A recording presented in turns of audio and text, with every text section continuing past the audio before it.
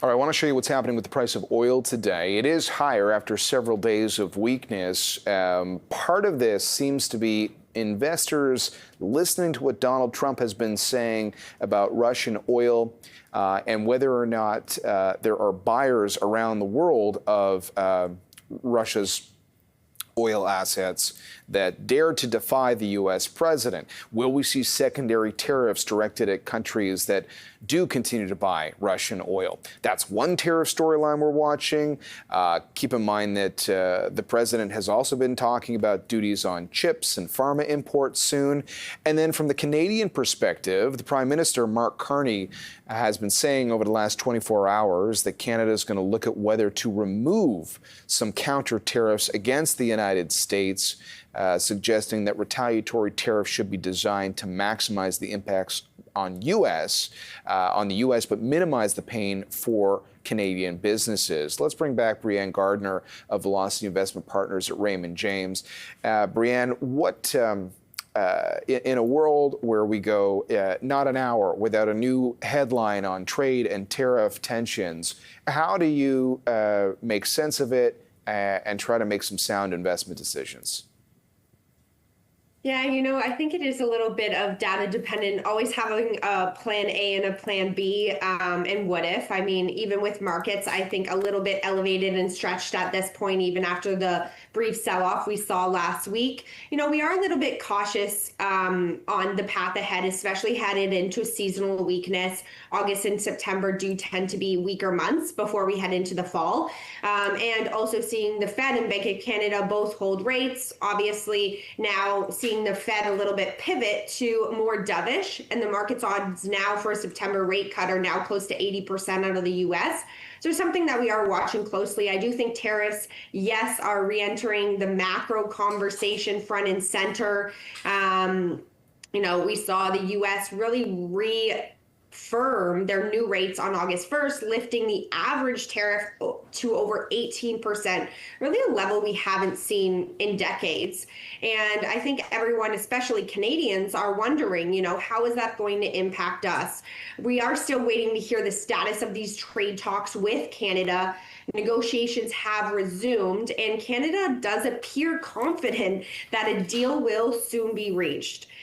So as of now, there isn't one, but Canada, as a reminder, is the U.S.'s third largest trading partner behind the EU and Mexico. So it would be favorable for Trump to move forward with a deal. And, while he did recently raise tariffs on some of Canadian imports to 35% from 25%, obviously with those exemptions under the USMCA, keep the effective rate near kind of 6 to 7%. But again, that is up for renewal in 2026. So we could have additional tariffs in the pipeline in the year ahead. All right. Well, it's interesting. You're the second guest we've had today that has started to remind our audience that as you move into September, things can sometimes be a little bit choppier for stock markets, especially when we've seen enthusiasm. Whether people will blame the tariff uncertainty on any selling pressure, assuming we see one, remains to be seen. But given everything you're saying, how do central banks fit into the mix? I mean, obviously, the Bank of Canada has been monitoring the tariff story very closely, but they've been basically in pause mode after all the rate cuts we'd seen. And increasingly, especially after that U.S. jobs report last week, there are market participants that would not be surprised to see the U.S. Federal Reserve cut interest rates as soon as next month. So how are you watching that story as an investor? Yeah, I think everyone, even if we reflect back to the beginning of the year and economists' outlook for 2025 for the S&P 500 or the U.S. Particularly, there was pricing in, the market was pricing in 6 rate cuts for 2025, and really we haven't seen any. So, we are starting to wait and see, are they going to start piling up now? Will we start to see cuts headed into, the end of 2025 and into 2026? For the U.S. Even if we are looking at the inflation numbers out of the U.S., they are coming down. Are we going to see a reignition with these tariffs? That will be a little bit of wait and see as well. a lot of people are asking, are we still bullish on the U.S.?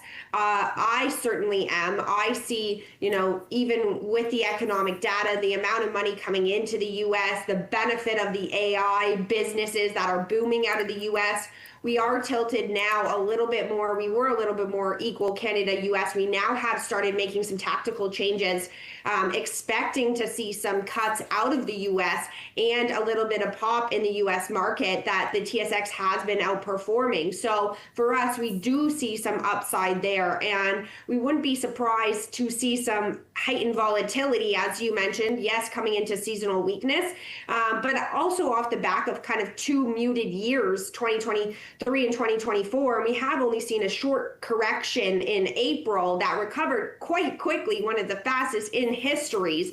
So for us, we wouldn't be surprised to see a little bit of a single-digit sell-off, 6 to 9%, before we head into another up leg in the market here. All right.